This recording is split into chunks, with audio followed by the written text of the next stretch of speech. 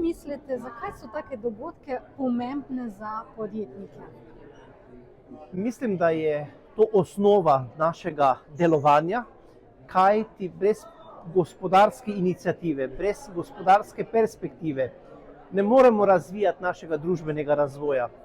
Z vidika urada, na katerem sem zaposlen za Slovence v zamejstvu in po svetu, seveda izjemno dajemo poudarek tudi tem vsebinam, tako v gospodarskem sodelovanju v zamejstvu, kot tudi v globalni razsežnosti. Današnja iniciativa, ki se je prelevila dejansko v eno formalno obliko sodelovanja, pri tem seveda povezuje ključne akterje na tem področju, za katere mislim, da bo v vseh pogledih, z vsemi deležniki zgodba o uspehu. Zadeva je seveda še tako pomembna v času gospodarske negotovosti, strahov, ki smo jim izpostavljeni.